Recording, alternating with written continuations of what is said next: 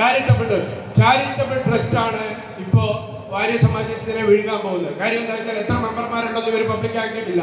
29 പേരുള്ള ഒരെണ്ണത്തിനകത്ത് അവർ വന്നിട്ട് ഇവിടെ വരുന്ന ഡൊണേഷനൊക്കെ മേടിക്കാന്ന് പറഞ്ഞാൽ എന്ത് ന്യായമാണെന്നുള്ളത്?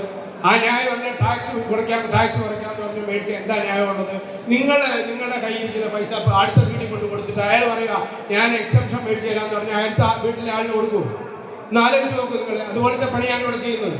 അതാണ് MOU വേണമെന്നൊക്കെ പറഞ്ഞു. ഈ MOU തന്നെ ശരിയായിട്ട് വരണമെന്നുണ്ടെങ്കിൽ താഴെ ഘടകത്തിൽ വന്ന് ഓരോ മെമ്പർമാരും എന്താ ചെയ്യുന്നതെന്ന് അറിയണം. എന്നാൽ മാത്രമേ ഇനി വാലിഡിറ്റി വരുള്ളൂ. ആ സമയത്ത് അന്ന് പാസ്സാക്കിയെന്നൊന്നും പറഞ്ഞാൽ ഞങ്ങളാരും ഉണ്ടായിരിക്കില്ല. ഞാൻ ഡയസിനോട് പറയുന്നു. ഏകദേശം 720 കുറച്ച് മുമ്പേ ഇവിടെ സംസാരിച്ചു. 720 ഡെലിഗേറ്റ് ഉണ്ട്. 7200 മെമ്പർമാരോളം കാർഡ് വരും. 720 അപ്രോക്സിമേറ്റ് വരും.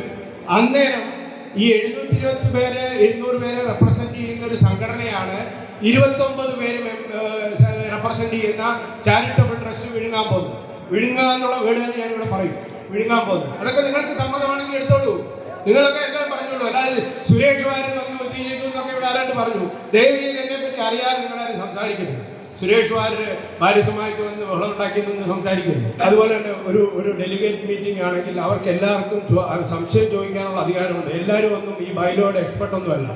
അവർ ചോദിക്കുന്ന സംശയത്തിന് നിങ്ങൾ പറയാൻ ആധികാരികമായിട്ട് പറയാൻ അറിയണം. അപ്പം നിങ്ങളൊരു ലീഗൽ എക്സ്പെർട്ടിനെ ഇവിടെ കൊണ്ടുവന്ന് വെക്കണം. നിങ്ങൾക്ക് അറിയില്ലെങ്കിൽ ലീഗൽ എക്സ്പെർട്ട് ആൻസർ ചെയ്യണം.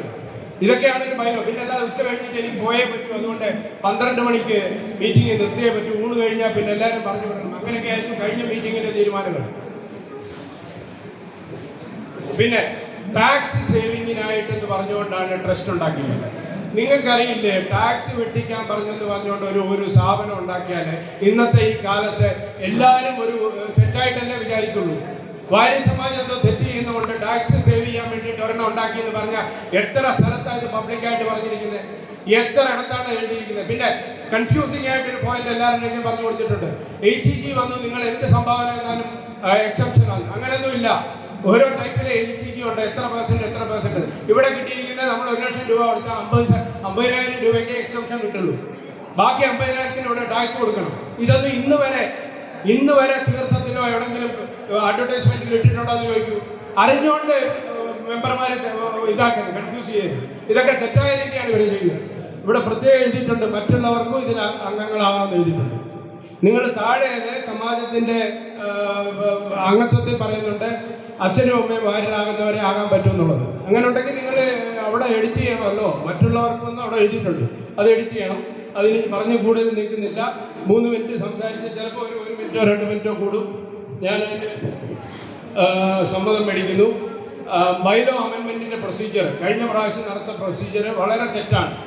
ബൈലോ അമെൻമെൻറ്റിൻ്റെ ഫസ്റ്റ് മീറ്റിംഗ് എന്ന് പറഞ്ഞാൽ ഈ ആളുകളെ അവിടുന്ന് 50 പേരെ വണ്ടിക്കൂലി കൊടുത്ത് ഇവിടെ കൊണ്ടുവന്ന് കൈയെടുപ്പിക്കേണ്ട കാര്യമൊന്നുമില്ല. ആ ഫസ്റ്റ് മീറ്റിങ്ങിൽ ചെയ്യേണ്ടത് ആൾക്കാർക്ക് മനസ്സിലായിട്ടില്ലെന്നുണ്ടെങ്കിൽ ആ ഓരോ പോയിന്റും അവരെ മനസ്സിലാക്കി കൊടുക്കുക എന്നുള്ളതാണ് ഫസ്റ്റ് പ്രൊസീജിയർ. അല്ലാതെ അതിലെ കൈയടിച്ചു എന്ന് പറഞ്ഞ് പാസ്സായതെന്ന് നിങ്ങൾക്ക് പറയാൻ പറ്റില്ല. അത് ശരിക്കും എല്ലായിടത്തും ഉള്ളതുമാണ്. ഇപ്പോഴും പ്രസിഡന്റിന്റെയോ സെക്രട്ടറിയോടോ അറിവിന്റെ കേടുകൊണ്ടായിരിക്കും ബാക്കിയുള്ളവരും അതിനെ കൂട്ടിക്കേറ്റി കൈയടിക്കുന്നതുണ്ട്. ആദ്യത്തെ പോയിന്റ് നിങ്ങൾ മനസ്സിലാക്കി കൊടുക്കുക എന്നുള്ളത്. രാധാകൃഷ്ണനോട് ചോദിച്ചു നോക്കുക എന്താണെന്നുള്ളത്. പിന്നെ രജിസ്ട്രാർ സൈൻ ചെയ്ത ഒരു ബൈലോ കോപ്പി ഇവിടെ ഒരുപാട് പ്രാവശ്യം ചോദിച്ചു. ബൈലോ കോപ്പി ഉണ്ടോ എന്ന് ചോദിച്ചു.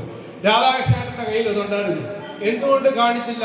കാണിക്കാത്തതിന്റെ റീസണും ഞാൻ പറയാം എന്താണെന്നുള്ളത്. 2016 നമുക്ക് തന്നിരിക്കുന്ന ബൈലോയില് ഈ സൈൻ ചെയ്ത കോപ്പിയിലെ പല പോയിന്റുകളും ഇല്ല. പിന്നെ പ്രോക്സി വോട്ടിംഗ് എന്നുള്ളത് ഒരു മീറ്റിങ്ങിലും 45 വർഷം കണ്ടായി വാര്യസമാജം തുടങ്ങിയിട്ട് ഒറ്റ മീറ്റിങ്ങിലും പ്രോക്സി വോട്ടിംഗ് അലോ ചെയ്തിട്ടില്ല. പിന്നെ എങ്ങനെ ഇവിടെ കൊണ്ടുവരാൻ പറ്റും? കഴിഞ്ഞ വർഷമുള്ള ഞങ്ങളുടെ അവിടുന്ന് വന്ന അപ്പുവേട്ടനെ വോട്ട് ചെയ്യിച്ചില്ല. പ്രോക്സി വോട്ടിംഗ് ഉണ്ടായിരുന്നെങ്കിൽ ഞങ്ങൾ വോട്ട് ചെയ്യിക്കില്ലേ? ഞങ്ങൾക്ക് എന്താ റൂളും റെഗുലേഷനും ഒന്നും അറിയില്ലേ? അന്ന് എവിടെ പോയി പ്രോക്സി വോട്ടിങ്? എന്താ റൂളൊന്നും ഇല്ലായിരുന്നു അന്ന്. ഇത് 1955 ബൈലോയിലെ കോപ്പിയാണ്. അതായത് ആ ആക്ടാണ് ഇദ്ദേഹം സംസാരിക്കുന്നത്. ആ ആക്ടിലെ പോയിന്റുകളെ നമ്മുടെ ബൈലോയിൽ ഏതൊക്കെ വേണമെന്ന് വെച്ചാൽ എടുത്തെങ്കിൽ മാത്രമേ നമുക്ക് അത് ബാധിക്കത്തുള്ളൂ. അല്ലാതെ ഇവിടെ ചോദിച്ചിട്ട് ബൈലോയിൽ 1955 ഉണ്ട് അതുകൊണ്ടെന്ന് പറയുമോ? എന്നാൽ പിന്നെ കമ്പനീസ് ആക്ടിൽ എന്തിനാ ഓരോ കമ്പനിക്കും ഡിഫറെന്റ് ആക്ട്? വെറും ആ ആദ്യത്തെ തന്നെ എടുത്താൽ പോരെ, എന്തിനാ വേറെ ഉണ്ടാക്കുന്നത്? ഇല്ല, ഇത് കഴിഞ്ഞു. എന്തെങ്കിലും പറയാനുണ്ടെങ്കിൽ പിന്നെ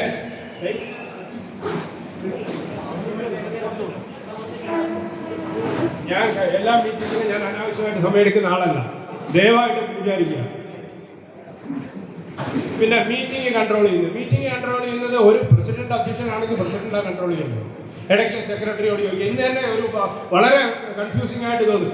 ഇവിടെ ആകെക്കൂടെ ഒരു അഭിപ്രായം ഉണ്ടെന്ന് തോന്നുന്നു. സുരേഷ് വരുന്ന മീറ്റിങ്ങിലൊക്കെ വലിയ ബഹളമാണ്. എൻ്റെ വീട്ടിൽ കൊണ്ടുപോകാനോ എൻ്റെ സ്വന്തം കാര്യത്തിന് വേണ്ടി ഞാൻ ഇന്നുവരെ വഴക്കിട്ടില്ല. ഞാൻ വളരെ ഇതായിട്ട് എൻ്റെ വാര്യസമാജത്തിന് വേണ്ടി നല്ല കാര്യങ്ങൾ മാത്രമേ ചെയ്തിട്ടുള്ളൂ, ഇനിയും ചെയ്യുള്ളൂ. ഞാനായിട്ട് അറിഞ്ഞൊരു വാര്യസമാജം കലക്കാൻ പോകുന്നു ചെയ്യില്ല. പറയാനുള്ളത് എനിക്ക് തരുന്ന ഒരു വർഷത്തിലെ ഒരു വേദി എന്ന് പറയുന്നത് ഇതാണ്. ഞാൻ ഈ സമയത്ത് എനിക്ക് പറയേണ്ട കാര്യങ്ങളൊക്കെ കറക്റ്റായിട്ട് പറഞ്ഞിട്ടുണ്ട്. ഇഷ്ടപ്പെടുന്നവർക്ക് ഇഷ്ടപ്പെട്ടോട്ടെ, ഇഷ്ടപ്പെടാത്തവർ മനസ്സിൽ വെച്ചിട്ട് വേണ്ടതുപോലെ റെക്ടിഫൈ ചെയ്യാന്നുണ്ടെങ്കിൽ റെക്ടിഫൈ ചെയ്യാം. മുരളിയോട് ചോദിച്ചു നോക്കിയുള്ളൂ, അല്ലെങ്കിൽ എന്നോട് കൂടുതൽ അടുത്ത പലരോടും ചോദിച്ചു നോക്കിയുള്ളൂ. ഇന്ന് വരെ ഞാൻ വാര്യസമാജത്തിന് ചീത്തയായിട്ട് എന്തെങ്കിലും ചെയ്തിട്ടുണ്ടോ എന്ന് നോക്കിയുള്ളൂ.